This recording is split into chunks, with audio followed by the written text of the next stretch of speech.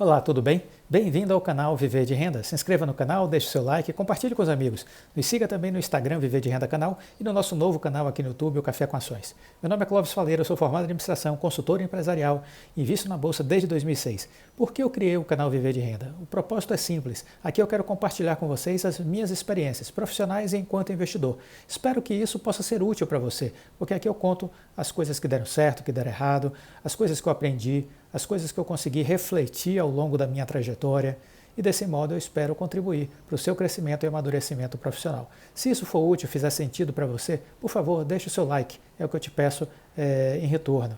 Desse modo, também recomende o canal para os seus conhecidos. Vamos fazer uma corrente do bem e ajudar as pessoas a acessar esses conteúdos, esse canal, para que isso possa fazer sentido e ter utilidade para mais e mais pessoas, para que a gente possa mudar a vida dessas pessoas, transformar para melhor. Nesse vídeo eu começo falando sobre a Magazine Luiza e aqui eu quero falar sobre a empresa. Muita gente preocupada com a correção, eu lhe diria o seguinte: o preço está ótimo para entrar. Aqui eu diria isso para você. Olha, mas a Magazine Luiza está agora na faixa aí de R$21, R$20. Lembre-se que essa empresa, ela desdobrou a ação. Então, se você lembrar que ela era uma ação que dividiu-se em 4, se você agrupar de novo, você vai ver que aquela uma ação estaria hoje na faixa aí de R$80, né? R$80. Se a gente estimar aí R$20 vezes 4, 80. R$80 estaria o preço da ação hoje. Então, ela esteve a 100 e reduziu a 80. É uma queda? É uma queda. É uma queda de 20% em relação àqueles 100. Né? E daí, continua em alta, continua em alta. A trajetória de longo prazo é de alta. Né? Os bancos, BTG, outros bancos, estão fazendo projeções para ela chegar na casa dos 30, 32 em 12 meses. Então, por que eu vou ficar apavorado com essa correção? Se eu tenho dinheiro, agora eu entro comprando, simples assim, porque ela está barata, ela está descontada na bolsa. Vamos falar sobre a Magazine Luiza. Ela acaba de comprar um site, Still The Look, um site de moda. Ora, veja, um site de moda, sim, ela já estava atuando no mercado de moda. Ela já tinha 2 empresas, uma delas conhecidíssima, que é a Netshoes, que era uma grande potência que estava em primeiro lugar no mercado de roupas e equipamentos de esportes, à frente da Centaurus. E aí a Magazine Luiza comprou a Netshoes. Né? Com ela também comprou a Zattini, que é outra empresa de moda. Né? A Magazine Luiza acaba de comprar o site Still The Look, que publica conteúdo sobre tendências de moda, beleza e decoração. Tem mais de 6 milhões de visitantes únicos por ano e 2,5 milhões de seguidores nas redes sociais. Essa aquisição também inclui a Push, uma produtora de eventos e workshops. As 2 empresas foram fundadas há 9 anos pela empreendedora Manuela Bordach. A aquisição reforça uma estratégia do Magalu no segmento de moda e beleza. A ideia é que o site seja uma vitrine para o segmento de moda da Magazine Luiza, a Netshoes e a Zattini, compradas em 2019 por 115 milhões, e a Época Cosméticos, que é uma outra empresa da Magalu, adquirida em 2013 por 25 milhões de reais. E no caso da Netshoes, foi comprada com a Zattini em 2019 por 115 milhões de dólares. O valor da aquisição de hoje dessas 2 empresas, a Push e a Still The Look, não foram revelados pela Magazine Luiza. O Magalu disse que o mercado de moda e beleza movimenta mais de 223 bilhões por ano no Brasil e ainda é extremamente pouco digitalizado, muito pulverizado. O CEO Frederico Trajano acredita que as vendas online do setor poderão chegar a 67 bilhões de reais no futuro próximo. Esse é o mercado que a Magazine Luiza está olhando, o mercado de 67 bilhões de reais. A aquisição vem 9 meses depois que a Magalu tinha comprado o site de notícias especializado em tecnologia Canaltech, que tem 24 milhões de usuários únicos por mês, certo?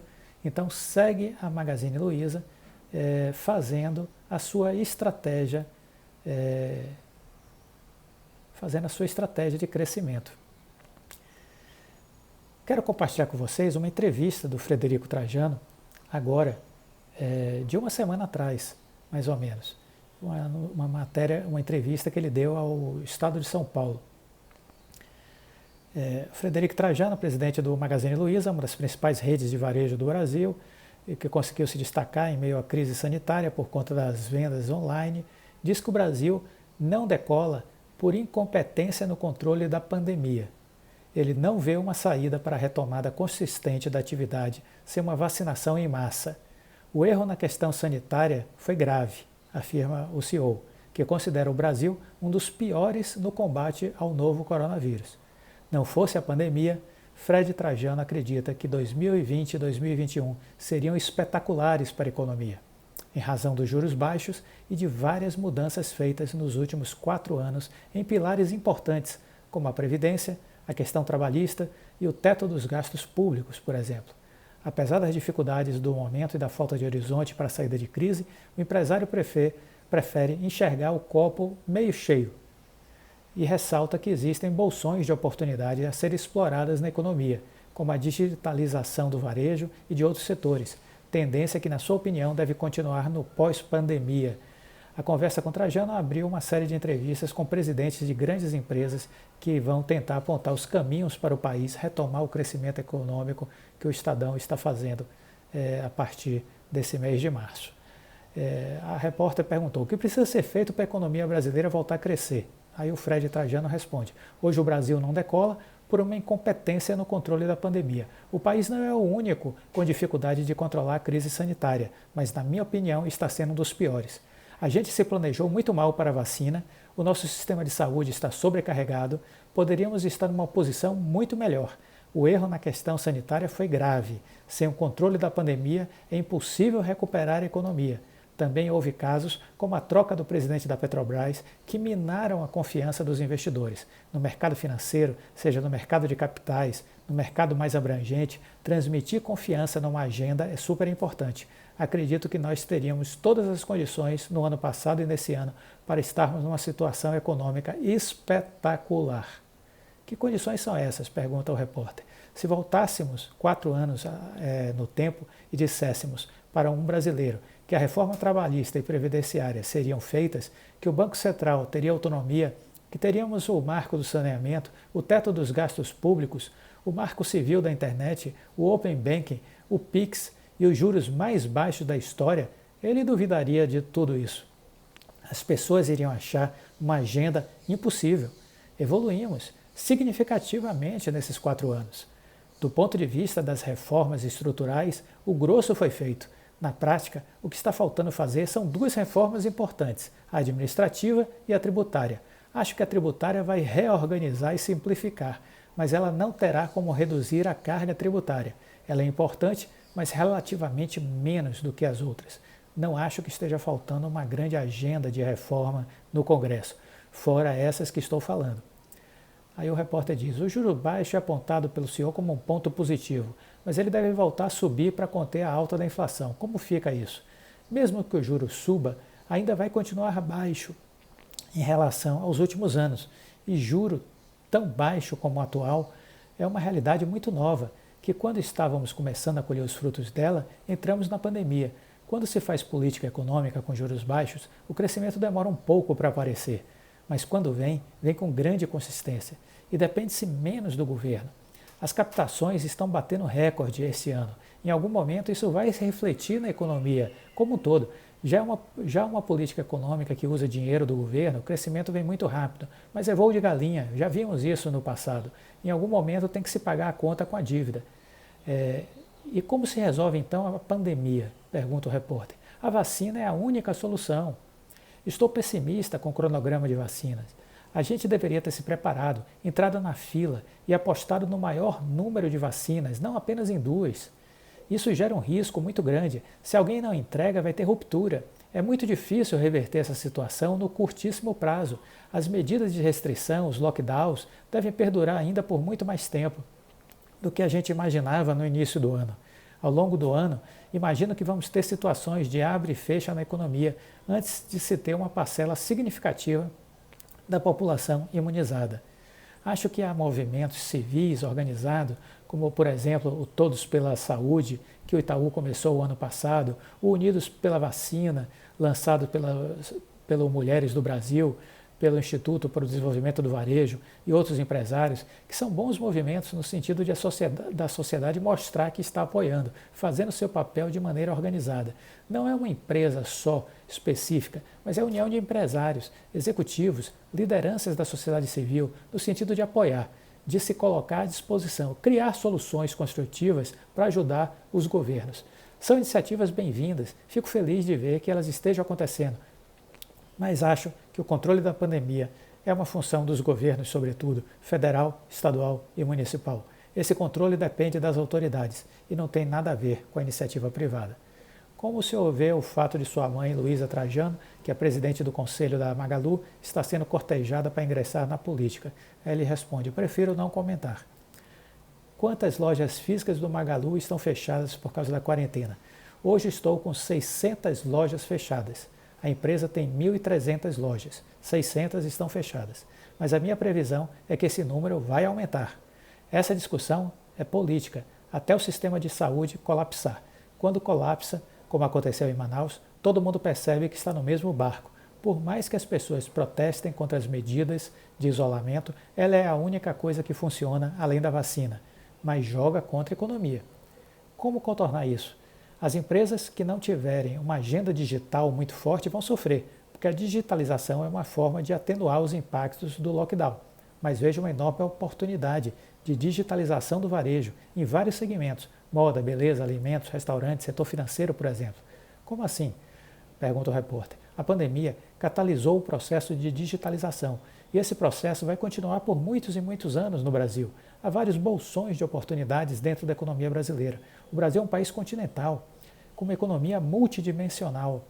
É difícil fazer uma única análise para todos os segmentos, mas dando uma visão geral, há setores da indústria que estão indo bem. A agricultura tem alcançado safras recordes e o comércio, que sofre com as lojas físicas, está no melhor momento da sua história online. No entanto, há setores muito relevantes, como o de serviços, que inclui turismo, bares, restaurantes, que estão muito ruins, uma quebradeira total. Na média, sabemos que não estamos no momento positivo por conta da pandemia. Nesse contexto, é possível encontrar bolsões de prosperidade. A minha forma de raciocinar é enxergar as oportunidades, enxergar o copo meio cheio. Não consigo extrair muito valor lamentando as coisas que não funcionam. A empresa, a Magazine, tem 63 anos. Passamos por hiperinflação, sequestro da poupança, moratória, várias crises internacionais, situação de juro real mais alto do mundo. E estamos aqui. Por quê? Porque nos concentramos naquilo que poderíamos fazer e nas oportunidades que existem, mesmo em situações de turbulência. Quais seriam essas oportunidades? Vemos oportunidades na digitalização do varejo. Queremos ser um fator de inclusão digital, tanto de pequenos e médios varejistas, que são analógicos, quanto de clientes que ainda não fizeram sua primeira compra digital. A fatia do mercado online está crescendo. A participação do e-commerce no varejo da China era de 1% 10 anos atrás. Hoje está em 30%. Essa participação não está escrita em pedra. Desculpe. Depende dos empresários fazendo investimentos para mudar isso. Hoje, a participação do online no varejo é de 10%. Um ano atrás estava em 5%. Aumentou muito. Com investimento de empresas como a Magalu, outros players do comércio eletrônico, que apostaram em logística, meio de pagamento, canal digital, para tentar atender a demanda. Isso depende também da capacidade do empresário de investir e inovar. Começamos 60 anos atrás, com uma empresa analógica. Toda a nossa capacidade digital foi construída com muito suor, trabalho, dedicação. Não foi uma coisa que caiu do céu. Talvez o varejo teria sentido menos se mais investimentos de maneira consistente tivessem no ano passado sido implementados. O pós-pandemia o varejo vai sair fortalecido se conseguirmos manter a expectativa de conter os gastos e, consequentemente, prolongar os juros baixos. Se os governos forem bem-sucedidos no controle da pandemia, eu vejo um potencial enorme que está para ser destravado na agenda de desenvolvimento do Brasil. Eu também penso assim. Fiquem com Deus e até a próxima. Tchau.